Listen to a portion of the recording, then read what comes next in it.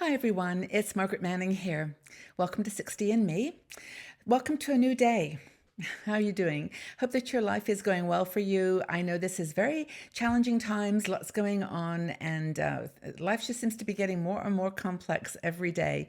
But here we are, we're in our 60s, and we're enjoying life, hopefully, in a new way, in a way that gives us more freedom and more just joy in being here. And that freedom is to be ourselves.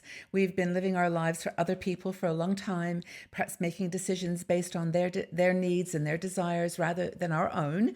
And here we are now. It's time for us. It is our time. So I'm having my cup of tea this morning. I'm choosing one of my favorite ones, which is my golden hibiscus. It's Taka tea, Taka turmeric.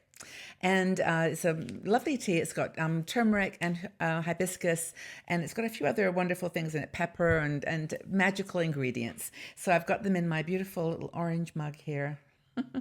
And I hope that you've got a nice drink for yourself, just something to make you feel at home with yourself. But thank you for being here. I want to thank the people that have joined us recently. We've got some really great new people coming on board and lots of people joining our Patreon community too, which I'm so excited about. This is a group where you can support 60 and Me. A thank you for the work that we do here, which I really appreciate. We don't charge a membership fee for any of our content or our videos.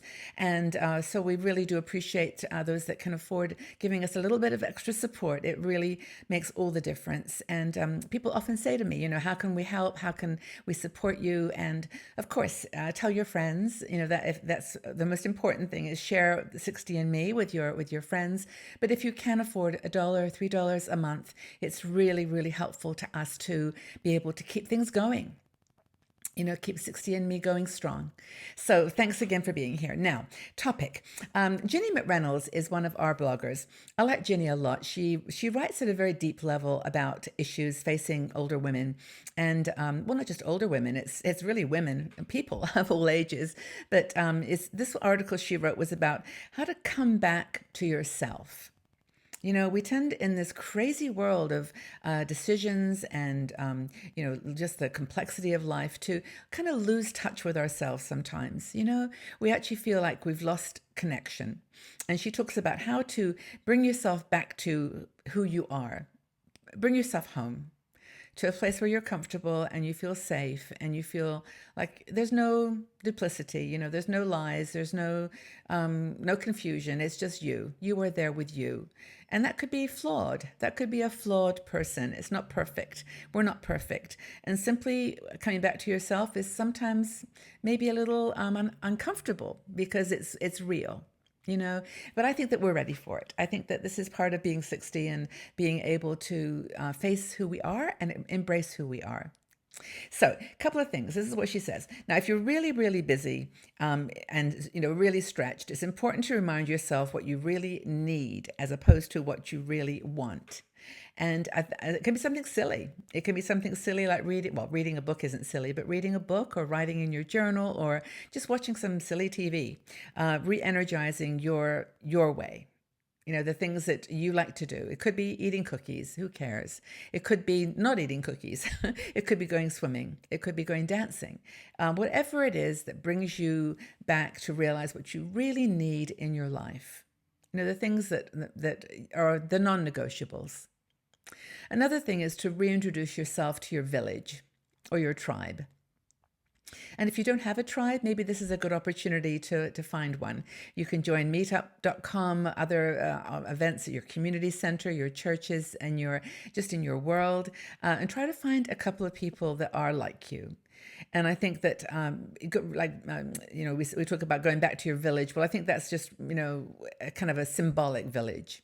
But if you do have a cafe that you go to where people know your name, that to me is kind of like the number one thing, where people know who you are, they remember you, they say hello, and coming back to close friends and your tribe is nourishing.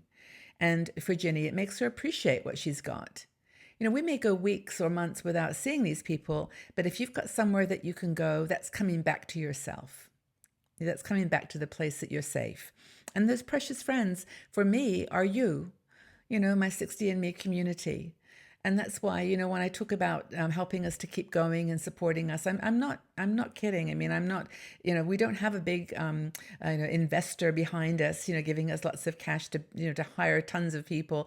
We are just us. And the thing that makes 60andMe special, I think, is that we do value you. Each and every one of you. I try to answer all my email. I try to read your comments. And yeah, maybe it's a crazy way to do business. Who knows? But we trust that you'll be there for us. And that's important. So for me, you are my people. You are my tribe. Coming back to what you believe, this is another thing that Ginny talks about. And this is really kind of deep because it could be spiritual. It could be your view of the world, like kind of how you describe your reality. Why are you here? What is the point? What is the point of aging? What is the point? If you're taking time to come back to those very, very fundamental beliefs, then you're coming home to yourself. And you can lose. Ginny mentions this. I love this image of a compass. You can lose your compass and get very lost. But once you reacquaint yourself with your true beliefs, with your things that make you you, then you've got something to hold on to. Then you've got like a compass that's strong, and it's like, you're there holding on to that rope. It's a really, if you're discouraged, Ginny says, take time for yourself. Fight disappointment by just reminding yourselves that, hey, life is not easy. No one promised this. No one promised it was going to be straightforward and easy. And for many people, I know you've had a lot of challenges. And my heart goes out to those of you who are facing illness and family challenges and estranged children and medical issues yourself. Really, really get it. I understand. But if you can somehow be there with the pain and with the fear and with just that sense of, okay, I'm alive, I'm breathing, this is good. And just try to put everything else into perspective. I think it will be okay. You've got to move away from difficult tasks. You can't keep beating yourself up every day for the things that you've got to do that you don't want to do or that you can't handle. Just don't keep beating yourself up on it. Just don't do them sometimes. Just walk away from them. And I think that just give yourself a break and, go back to that original point of going back to what you believe in, go back to what you love to do, go back to the people that nourish you. Those are the places you go on those days. Don't sit at home and worry about stuff. Go out, get out. Coming back, as Ginny says, gives us a comfort and a feeling that we're in a safe place. We're returning to what we know and what we love. And this is really simple. There's no magic wand here. As I said before, no one promised it was going to be easy, that life was going to be, a bed of roses. It's not. But here we are with those resources that we have. We can do this. We've got this far in life by managing and coping. And we know how, in Ginny's experience, to come back home, to come back to ourselves and get strength, get charged like a battery. But anyway, I do hope that this has helped you and that you feel you've got some sisters here by your side. You've got people that are here to listen. So please leave a note in the section below. What does coming back, in quotes, what does it mean to you? What does it feel like to you?